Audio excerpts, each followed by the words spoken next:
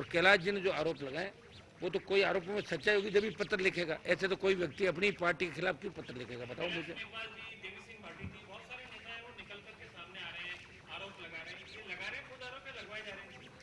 नहीं नहीं, ऐसा कुछ भी नहीं होता साहब, कोई ऐसे लगवाया नहीं जाता। आरोप तो अब मान लो मेरे पे कौन लगा रहा, नहीं लगा रहे हैं लोग, ऐसे आरोप लगाते हैं वो तथ्यहीन आरोप होते हैं, वो तो वापस खत्म हो जाता है।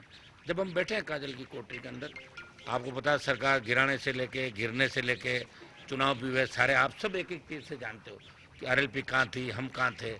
आरोप उन पे लगते हैं जो कहीं न कहीं कुछ करता होगा, तभी तो आरोप लगे, कोई नहीं करेगा उस पर कहाँ से आरोप, हमारे पे तो नहीं लगे आरोप। अगर आरोप लग रहे हैं तो कहीं न कहीं सच्चाई होगी। और वो तो अशोक गहलोत ने खुद कहा ना कि मैंने 2009 में आरोप लगाए, तब आप लोग नहीं मानते थे, तब आप लोग कहते हनुमान बेनीवाल तो ऐसे ही कर रहा होगा। तब अशोक गहलोत ने कहा कि वसुंधरा ने मेरी सरकार बचाई, कह दिया ना, अब उससे ज्यादा किससे खिलाओगे। सीएम कह रहा है मेरी सरकार, उससे ही 7-8 MLA थे ना वसुंधरा जी ने अशोक गहलोत को दिए थे।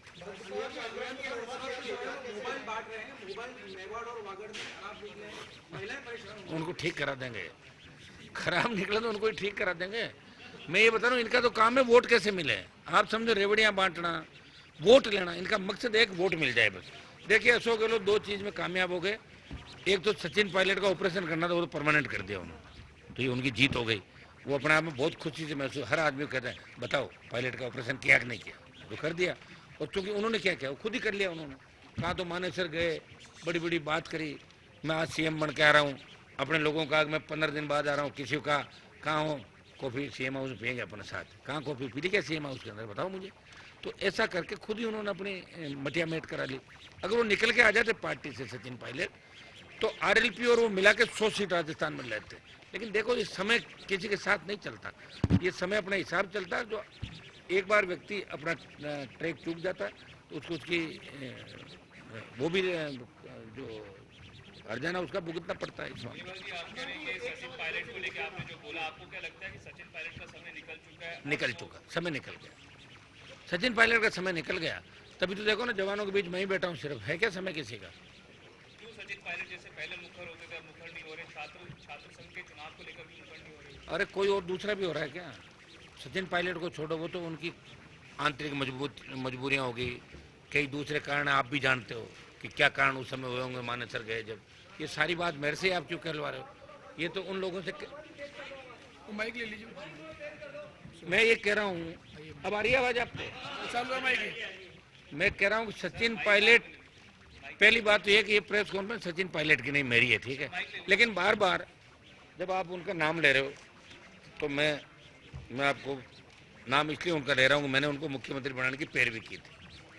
और जब सरकार गिर रही थी, मैं मानेसर में तो नहीं था, लेकिन मेरे तीनों विधायक भारतीय जनता पार्टी के बेहतर विधायकों के साथ खड़े थे गहलोत के खिलाफ वोट करने के लिए। और एक जब वो कांग्रेस के प्रदेश अध्यक्ष थे, उस समय राज्यसभा का चुनाव हुआ था, उस समय भी हमने उनके कहने से मदद करी थी एक वोट की। और बाई इलेक्शन टोंक का जो चुनाव था उसमें भी मेरी मदद रही। मैं प्रचार करने जा रहा था, उनका टेलीफोन आ गया, मैं नहीं गया उनके खिलाफ, ये मैंने उनकी मदद करी 4 बार। अब वो क्यों मुखर नहीं है, क्यों नहीं, तो उनका वेट थोड़ी करूंगा कि वो सचिन पायलट करेंगे जब भी करेंगे, हम निकल पड़ेंगे अकेले। मैं ये तो नहीं कहता कि सबसे सीट राजस्थान में आ जाएगी, लेकिन राष्ट्रीय लोकतांत्रिक पार्टी इस बार राजस्थान के जो स्वच्छता अभियान चल रहा है हमारा 1 महीने से, हर जवान, किसान और महिला आरएलपी को अपनी पार्टी के रूप में देख रही है, अपनी उम्मीद के रूप में देख रही है। वो चाहती है कि ऐसी सरकार राजस्थान में बने जो बेमुक्त, भ्रष्टाचार मुक्त राजस्थान कर सके, जहाँ किसी अबला की चीख पुकार नहीं हो, जहाँ किसी जवान को कर्जे के किसी जवान को बेरोजगार चितंगा का आत्महत्या नहीं करनी पड़े, किसी किसान को कर्जे के बोझ के तले आकर आत्महत्या नहीं करनी पड़े, हमें सड़क पे टोल नहीं देना पड़े, माफियाओं का आतंक खत्म हो राजस्थान के अंदर। ये हर व्यक्ति चाहता है।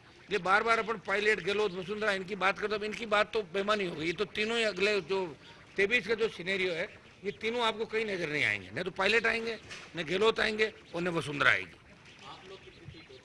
हम तो आप तो बता तो दिया ना यार, जब गठबंधन होगा जिन दलों का मैंने बताया तो बैठ के बात हो जाएगी। और नहीं तो 200 है, पूरी 200 पे लड़ेंगे, जितनी सीटें उन पर लड़ लेंगे 200 पर। बीजेपी तो मेरे सामने अपनी जमानत ही कहाँ बचा पा रही है। आप इतिहास उठा के देखो ना, वो तो जमानत के लाले पड़ गए ना।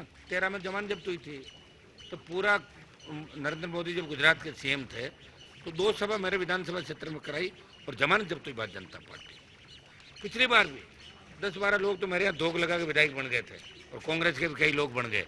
अब मैं उनका कच्चा चीटा नहीं खोलूंगा, मैं कोई यहाँ सूची जारी करूंगा कौन कौन है। मैंने आपको क्या बताया, मैं दिलेर व्यक्ति हूँ, इमोशनल हूँ, मदद कर दी होगी, लेकिन इस बार नहीं होगी। इस बार भारतीय जनता पार्टी को पता लग जाएगा कि उनका पाला राष्ट्रीय लोकतांत्रिक पार्टी से पड़ा राजस्थान के अंदर। सारी हवा निकाल दूंगा बीजेपी की,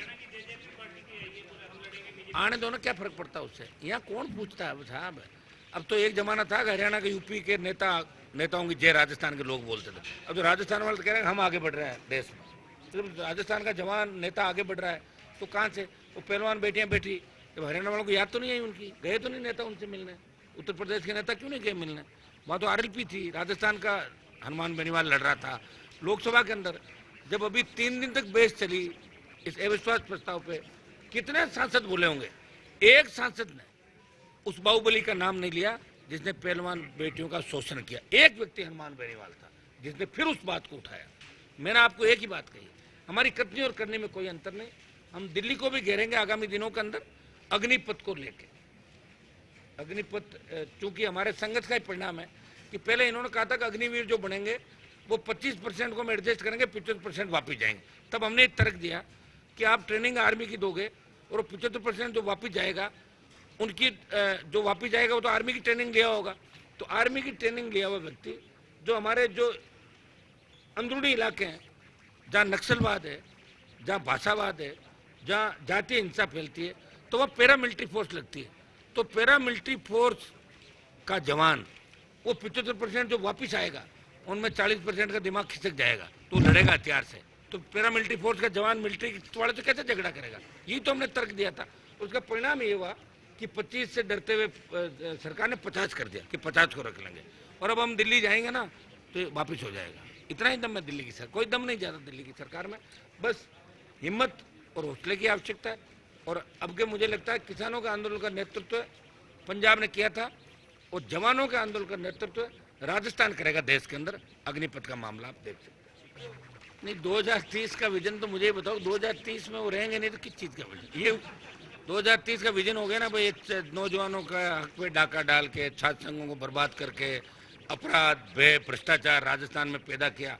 पहले वसुंधरा जी को भ्रष्टाचार की जननी के रूप में जाना जाता था और अब अशोक गहलोत ने मोहर लगा दी कि वो अकेली नहीं है, मैं भी साथ हूँ, कूद पड़े ना दोनों। तो आप देखिए किस तरह के हालात हुए। और मुझे तो इस बात की चिंता है कि दिल्ली वाले क्या कर रहे हैं।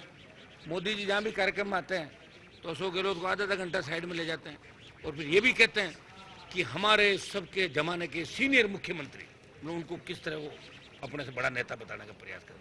मुझे लग रहा है कि मोदी भी अशोक गहलोत से मिले हैं, मुझे तो ऐसा लगता है। भाई आप बताओ जो उम्मीद हो वो अगर उनके पक्ष में बयान, अगर मैं किसी की तारीफ करूं, किसी की तारीफ में करूंगा तो इसका मतलब कहीं न कहीं मैं उससे मिला हुआ हूँ। तभी तो आदमी तारीफ, तो मन के भाव होते हैं जब भी तो निकलता है। तो प्रधानमंत्री खुद अशोक गहलोत की मदद करें, उनको ही लगता होगा कि अशोक गहलोत रहेंगे ना तो उनकी सरकार आसानी से बन जाएगी। इस पॉलिटिकल वे में भी मिले हो सकते है जी।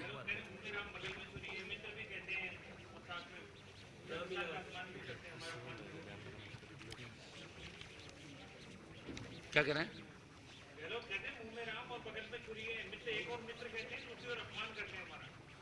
वो तो देखो मौका लगने पे ये भी उनका कर देते हैं, वो उनका बराबर है दोनों। मैं तो देखो दोनों को बहुत करीब से देखा है।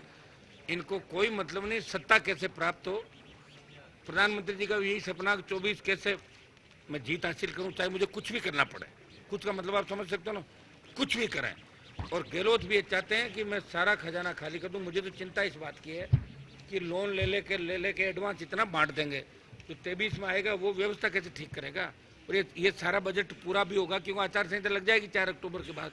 तो अभी तो टेंडर नहीं हुए सड़कों के, अभी टेंडर नहीं हुए उन कामों के। टेंडर होने में 1 महीना लगता है, फिर वर्क ऑर्डर देने में लगता है, तो ये तो फिर नहीं दिए जाएंगे। ये तो काम कागजों में रह जाएंगे ज़्यादातर।